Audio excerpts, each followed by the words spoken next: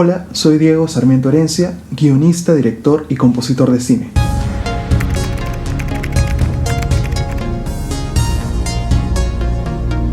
Desde hace unos meses estoy trabajando en la preproducción de la que va a ser mi primera película, Viaje a la Estrella de Barnard. Es un largometraje de bajo presupuesto que mezcla misterio con aventura y ciencia ficción. El bajo presupuesto puede ser tanto un muro como una puerta. Eso depende de la actitud con la que enfrentemos el problema.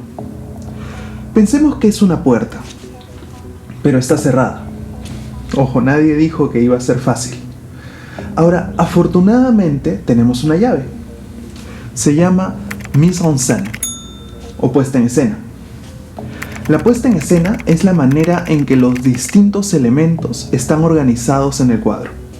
Empieza, por supuesto, desde el encuadre, que vemos, cómo lo vemos y cómo se establecen las relaciones entre los personajes retratados y la cámara. Mise en scène es la manera en que la gran coreografía de lo escénico y lo técnico se construye para contar la historia. El blocking de la escena con los actores y el departamento técnico. Por eso es más fácil notarlo en los planos secuencia.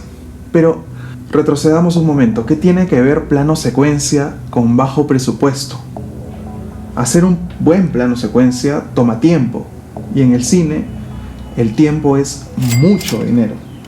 Así que no es que vaya a hacer mi película como una serie de plano secuencia o completamente en plano secuencia. No estoy tan loco. Me explico. Trabajar con bajo presupuesto en muchos casos implica trabajar rápido, limitar el número de setups que tenemos.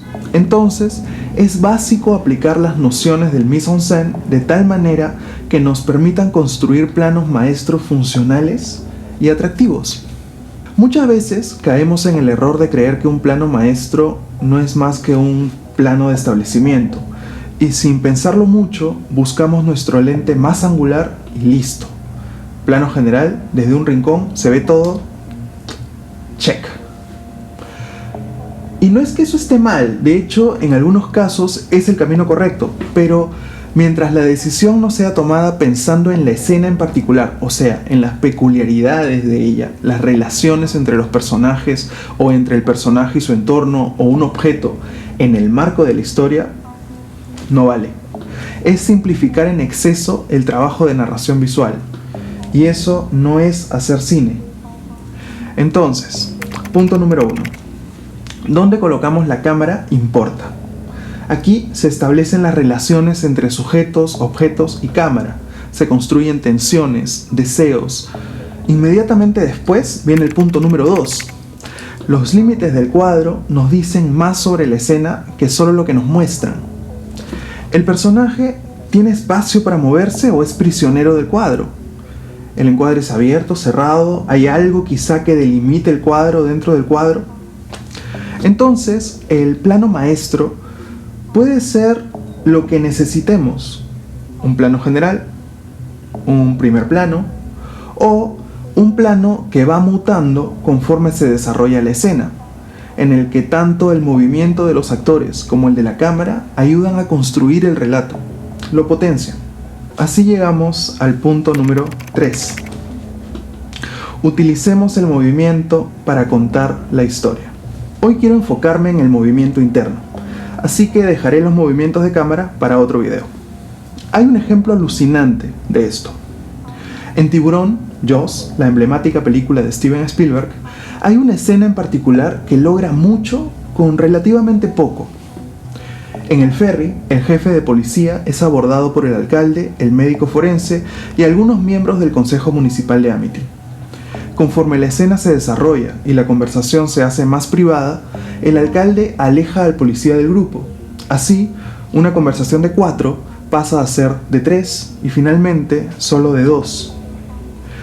Lo alucinante es que conforme se alejan del grupo, buscando intimidad, nos acercan como espectadores. Nuestra relación con los personajes se hace íntima conforme crece el drama. Pasamos de un plano americano a un plano medio y luego casi a un primer plano. Spielberg no recurre a cortes o artificios del montaje para lograrlo. Lo hace en un solo plano. Es magia. Los buenos magos no cortan para hacer el truco. Todo está en la puesta en escena. Como pueden intuir, soy el fan número 1 de Spielberg. Pero es justamente por ese tipo de cosas. Me parece un director cuya intuición supera a toda lógica. Eso es admirable. Ahora, como no todos tenemos un ferry y varios personajes para desarrollar nuestro relato, miren esto que filmé hace un tiempo con mi novia. Es un ejercicio de puesta en escena. Quería construir misterio y ocultar a un personaje a simple vista. Para ello, utilicé la oscuridad propia de un pasadizo y un elemento de utilería que a su vez es una luz práctica. La oscuridad sumó misterio y el contraluz de la linterna delinea las formas, estableciendo las relaciones y el objetivo.